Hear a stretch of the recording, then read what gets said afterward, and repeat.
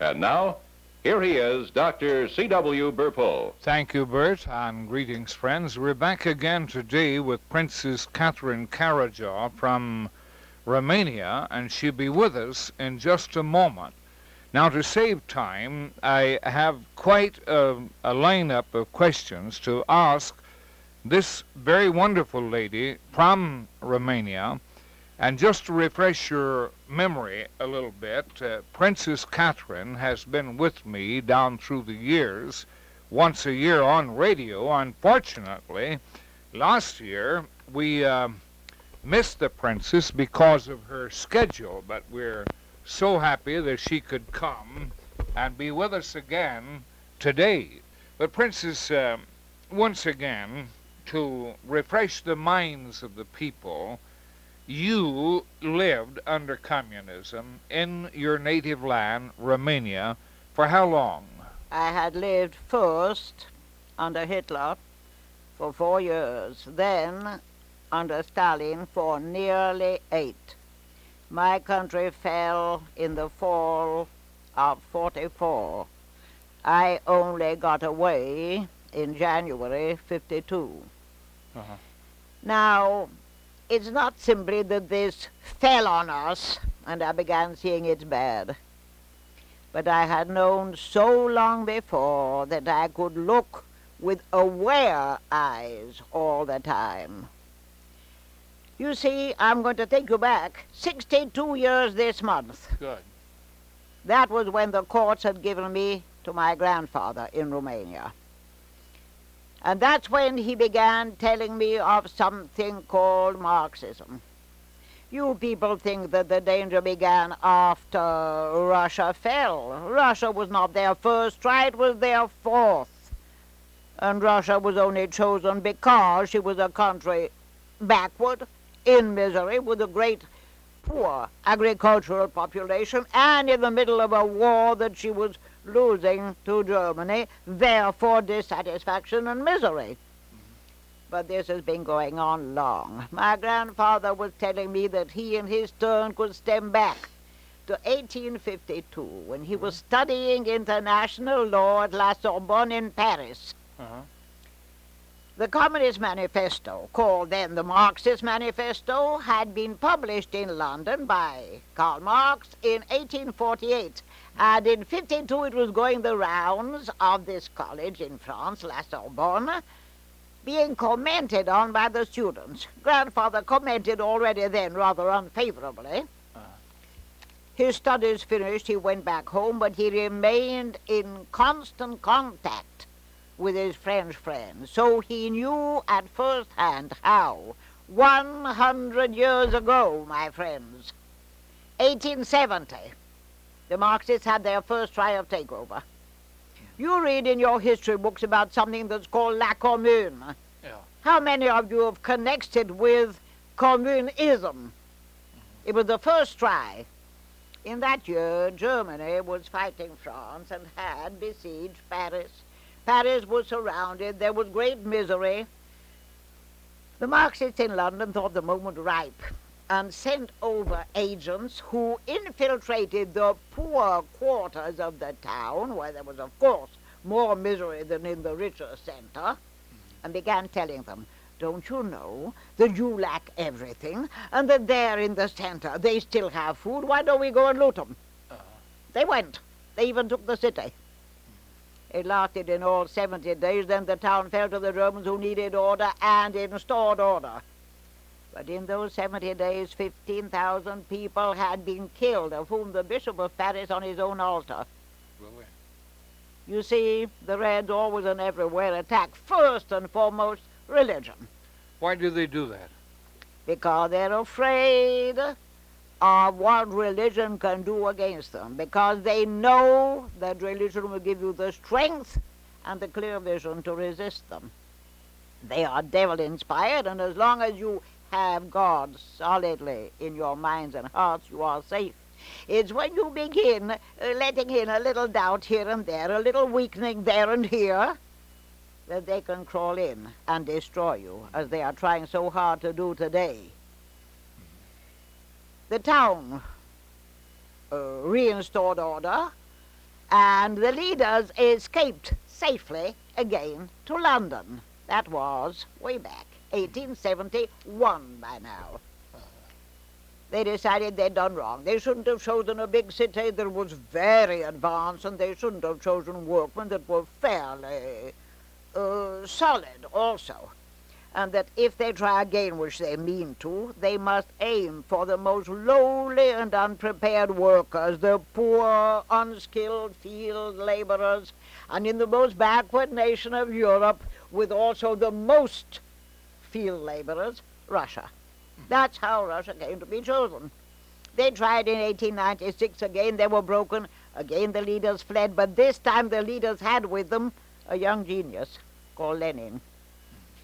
Lenin said to them once back safely in exile in London, you know, we'll always be beaten. We are simply poor amateurs and are facing trained professional police. We have to train professional revolutionaries. Do you see where I'm heading? Mm-hmm. He started training them. In 1905, Russia lost a war to Japan. And in the bitterness of their great nation falling to the little island, the Marxists thought the moment ripe. They had prepared thousands of professional revolutionaries, but they started not in one nation. They took the 10 agricultural nations of Eastern Europe, so they tried in Russia proper, in the Ukraine, in Poland. They tried in Finland, in the 3 little Baltic nations, in Bulgaria, in Hungary, in my Romania. My grandfather was at that time prime minister. To him came the hard task of calling out the army to break the revolt. It was broken in all 10 countries, in some particularly bloodily. They tell me that in the 3 little Baltic nations it was just awful, the killings. That lasted until about 1907. Now, I came to my grandfather in 1908, think how fresh it was in his mind, and that's why he was telling this child that I was about this great danger. But he didn't tell me just about the last incidents. He went back with me right to the origin. In 1912 to 13, you had a little war called the Balkan War. The Balkans are a peninsula south of the Danube. We are not. We are north and have the Carpathian Mountains. The Balkan Mountains are between Bulgaria and to the south, Greece, and then a little to the side, Serbia. Those 3 countries of the Balkan Peninsula. At that time, Turkey held a larger portion of Europe.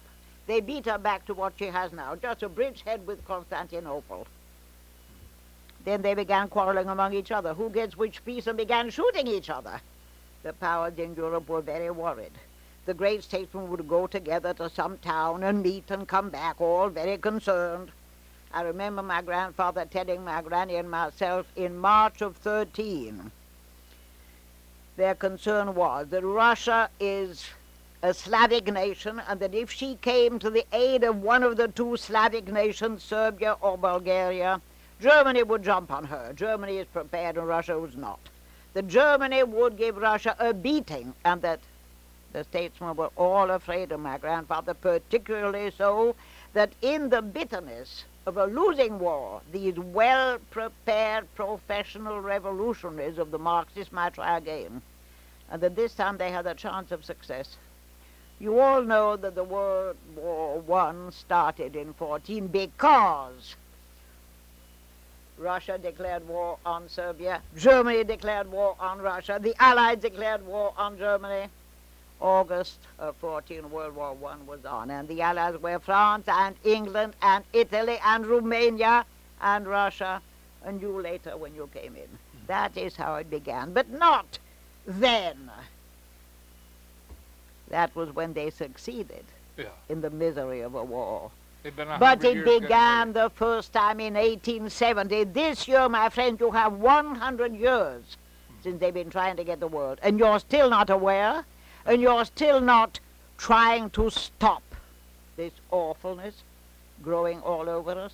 That's why I'm calling on all of you. And because you know that the Reds everywhere are fighting religion, why don't you call a little more on the Lord to give a helping hand? They are definitely devil-protected and helped.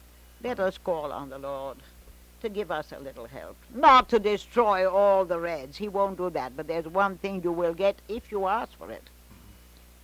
The courage to face these hard days standing up. That is how your nation has always lived. And that's the only way to live. Princess, I doubt if you will answer this because you are, I don't like to say an alien, but you are traveling under a continued visa here.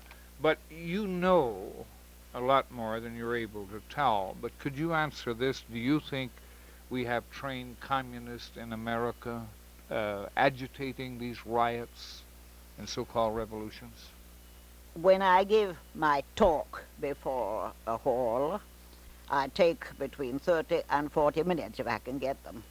I always tell what decided me at the end to try a plan that nobody had tried of escape. It was so mad that nobody had tried it, and I've heard that nobody had tried it since, but I took it and I got out.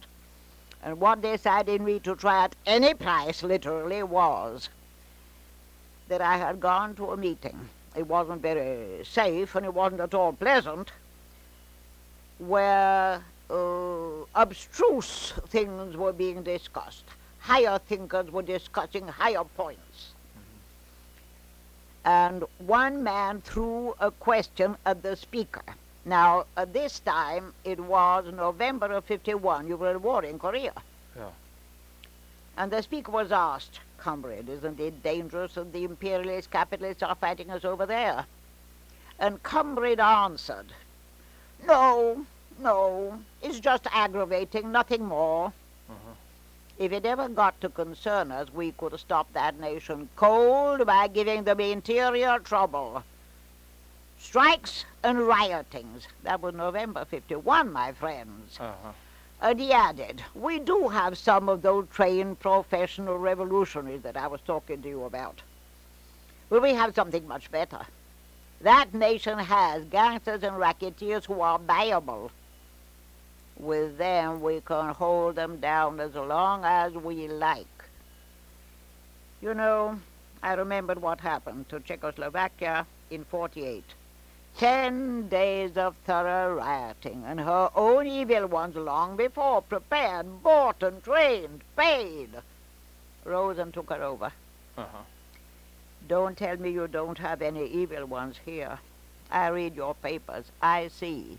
Every time I see again something about Mafia or Cosa Nostra, I shake a little more than others because I think back to who might be directing them, who might be trying to profit using them. And I'm worried for you. You are such a wonderful people, such a kindly people, but you have the handicap of your kindliness, which means you can barely understand what you are facing. It is so vile, you cannot conceive it. But you have to, because you are defending not your way of life, but your children's way of life, and the children's children's children, for those of you who learned about the Lord at their mother's knee. I want you to think, will your great-granddaughter be able to teach her grandchildren at her knee what you learned at your mother's knee? Will the right to freely teach about the Lord still exist here or be gone? I'm asking you. That's all. Yeah. Very, very pertinent question. And a question that, well, we have at least, my stations tell me, we have at least 2 million people listening to this broadcast. But so many enlightened, along certain lines, ministers write me and they say, Doctor, you're too concerned about communism. I just pick this picture up in my rallies and say, there it is, look at it. Suppose you were behind the Iron Curtain. Yeah. 95 out of every 100 East Berliners that try to escape this wall are killed. Yeah. But they're still trying it because they know what it is firsthand. And you do. That, my friends, is only one wall dividing 1 million people in one city. Yeah. But you have the equivalent of that wall, real barriers round 100 million people between them and freedom. You have thousands of miles of barbed wire fences, and there are 2-3 fences, and in between you have tripwires with landmines, and along you have very high guard towers. The next time you're driving around and see one of your towers for fighting forest fires, look at it and remember what I'm telling you. They are so alike. Same little ladders going up, same little room at the top, except that up there you have simply telescopes to see if there's a smoke. We have machine guns calculated to cross fire, and at night to pinpoint you for the firing, searchlights. That is around 100 million people. It's even worse than the war. You can see the wall and the horror of it, but the error is also there. Are you safe traveling around like this and speaking in public meetings? Do you ever Yes, get scared? I am going round and round non-stop. I have just been speaking. The last talk I gave before taking the bus yesterday, I had gone to a little place called Hatch, New Mexico. Yeah. And I talked to the church there. They had announced in the morning that I'm coming to the evening service, and that church was packed, and was I happy. Wonderful. It was a hard sacrifice because I had to come back late at night and finish my packing to leave in the morning. Yeah. But I did it willingly. I would go anywhere and do anything, though I am 77 this month. You sure don't look it. And a tired 77 because I had 12 years of captivity, 4 under Hitler that were bad, 8 under Stalin that were even worse. And I had this knowledge so long before, since I was a child, so that I saw it coming and waited with anxiety. And now this same knowledge makes me have a horrible anxiety for you. There's no worse word than to say, I didn't know in time. Know in time.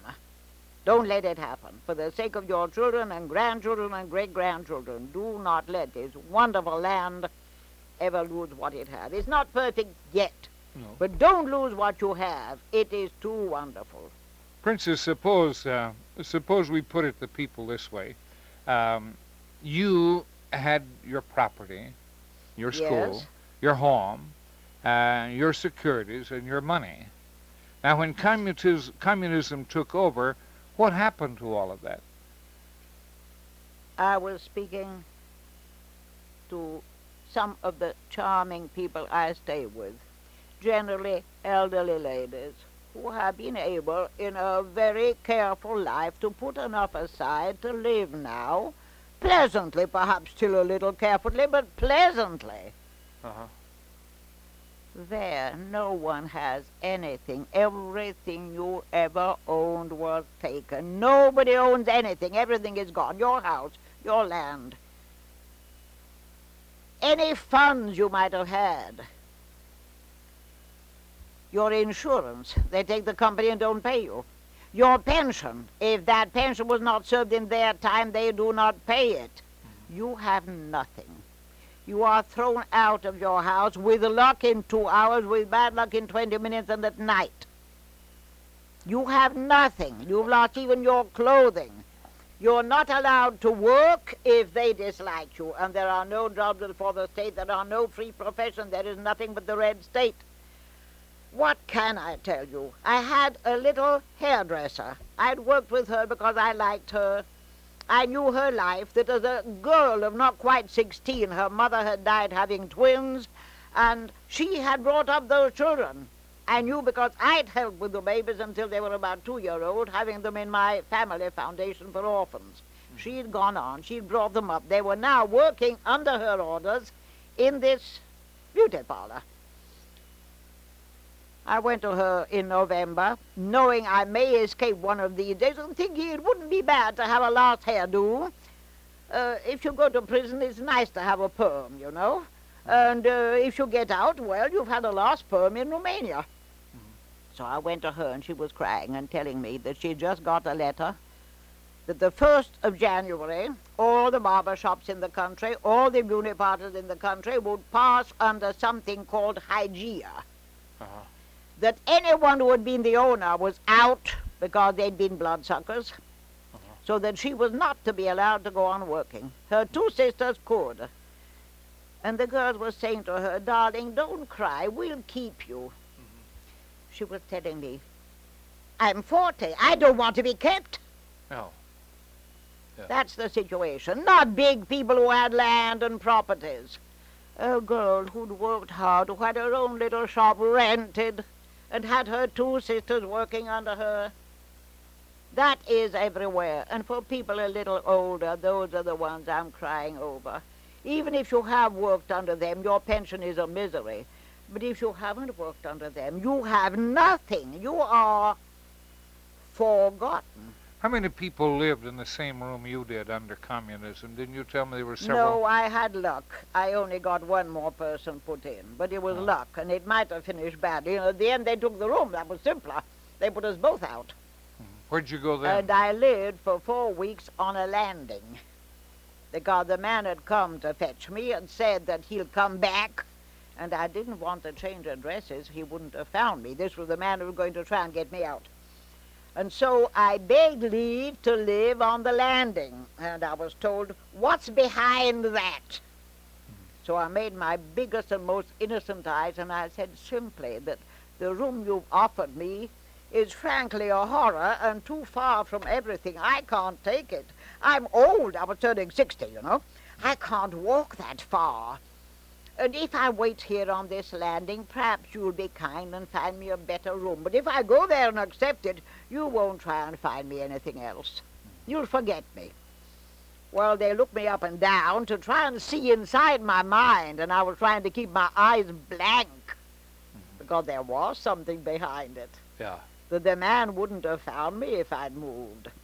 And at the end they said, well, you'll freeze, but you can try. And so I held out and froze for 4 weeks in December. Now, what do you call a landing in Romania? Simply a landing in your language, the top of a staircase. Oh, I see.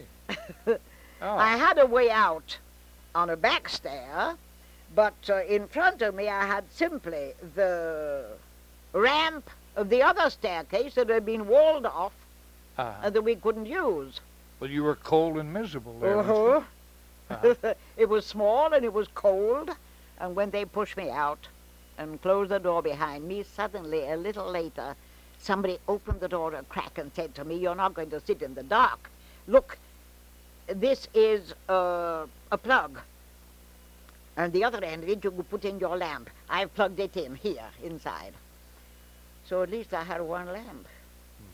Now, everybody tries to help you. They wouldn't risk quite their lives, but as much as they can, they try, because everybody knows how hard it is, and everybody feels bad. It may be somebody of theirs the next time who's hit. But there's not much one can do. Just give me a plug where I can put in a lamp, that's all. America, I hope that you have heard this and heard this well today. On the second interview, which both of them are new. Princess just came by here, and she's been telling you how that this thing started well over 100 years ago, and that 62 years ago her grandfather told her of this, and how that she has told you that it was not Russians that started this revolution. One was a Jew, and one was an Asiatic, and the other one was what? A Georgian. That's quite another nation. Starting with a Georgian, he wasn't a Russian. It's another nation, it's another language. Now, this lady has told you what it's like. And Khrushchev, you remember him, he said that Russia, communist Russia, would bury this nation. Communism, not even Russia, Yeah, communism, because at this moment your danger is not an invasion from a strong Russia, because she is strong. Your danger is what is already done, the infiltration of these evil ideas into your people. That is here now. You have the three things they wanted to do: shaking your belief in your leaders, shaking your belief in morality, getting you to take drugs, and getting you to forget the Lord. And all that is happening right down into the nation, and that is my concern. That is why I beg any of you who believe in the Lord to ask his help and stand up and be counted. The time is on you, now or never. Princess, we have a minute and a half, almost 2 minutes to close out. Friends, we're going to pray for you after we leave your home. We won't have time now. But I'm going to ask you to ponder well what Princess Catherine Caradja has said to you today. You know how you can secure these tapes. Write to the Bible Institute of the Air, Post Office Box 2157, Mesa, M-E-S-A, Arizona, zip 85204. Secure these interviews. Call in the people who say, well, I don't think there's any danger. And just say to them, look, sit down and listen to a lady, a former princess, a former citizen of the state, the country of Romania. It happened there. There are 17 satellite countries under communism now, possibly more. We want, on the Bible Institute of the Air, to wake you up. We have a large information packet that we'll send you with no obligation along with these tapes. If you would send a gift of as much as $5 and say, I want the 2 interviews that I've heard on tape, we'll take the $5, pay for radio time, pay for the information packet we'll send you, and we'll continue to tell the story over America. Wake up. Here's a woman that's giving her life. She's 77 years young, and yes, she's traveling not by plane, not by some deluxe train, but by bus. My daughter Virginia picked her up last night at a bus station at 6:30. She's sacrificing. I'm going to help her what I can financially. And you can help by getting these tapes and playing them and saying to your American neighbors, wake up. My announcer is standing by.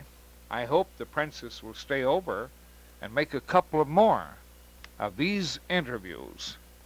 The Bible Institute of the Air, Mesa, Arizona, zip 85204 is our mailing address. Listen carefully to this word from my announcer.